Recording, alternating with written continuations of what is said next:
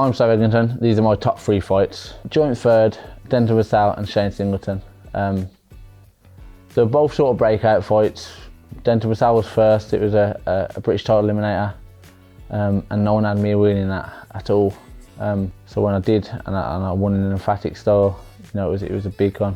Just look at the weighing pictures, if I'm honest. When I look at the weighing pictures back, even I think, how did I win that fight?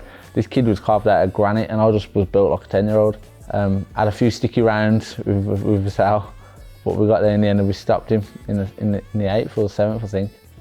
And then straight after that one, we went to Shane Singleton in Hull. A week or two before the fight, I had 2 teeth out. So if you watch the fight back, he had a good first 2 rounds, I think. And you can see I'm bleeding like a vampire, because where I had both teeth out, I'm just dribbling blood down here. But yeah, in the end we got hold of him. We got him with a big right hand. He got up, to be fair to him. Not a lot of people had me winning that. We travelled there and we've done a good job on Shane Singleton as well. So it was all building, but I gotta say it's hard to pick between the both of them, if I'm honest. So yeah, I think everyone knows the Chikiyu fight again, live on Channel 5. How it was just head to head, like literally forehead to forehead, and we were just throwing shots constantly.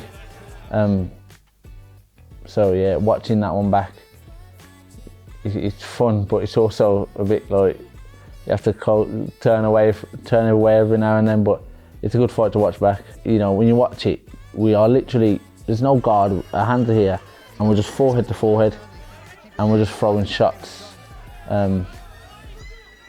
Yeah, honestly, it was a wild fight to watch. No disrespect to Chikiyu, he's fairly unknown.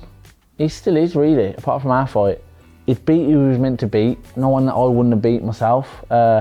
He's a bit famous on TikTok, if I'm honest. He had a few famous friends. He knows Benzema, the footballer.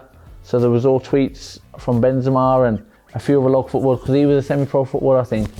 Cool guy, but no, it weren't billed as a big fight. I mean, I was defending the WBC silver, but your man flipped the script on me massively. And he was all about it. He was all about it. Yeah, at number 1, I think I've got to go with the Gavin fight for a lot of reasons. It was a big build-up. There was a big build-up. There was a bit of bad blood. To be fair, I've never said a bad word about any of my opponents, but Gavin said a few things that rubbed me up the wrong way. The arena was packed, and it was practically 50-50. It was we both sold big tickets for that one. There was a bout on the line. It was bragging rights, exactly what it was called. Frankie Gavin, it goes without saying, your man's technically gifted. Do you know what I mean? He doesn't have to train hard to be technical, he just is. And he had a few good rounds, but again, we knew he was going to have a few good rounds. We knew that the rounds he was going to win. We just had to make sure he worked double hard to win them. And I think it paid off, because the round he did win, he went back to the corner, you know, puffing and panting. But again, for a few reasons, the build-up, the bragging rights, the local derby. You know, he beat Bradley Skeet, who beat me quite comfortably, if I'm honest, after that. So again, that was brought up quite a lot. It's a big fight, and it's my only local derby, so yeah, that's always at the top. The next fight of the year, March 1st, Telford, Sam Eggington versus Abbas Baru.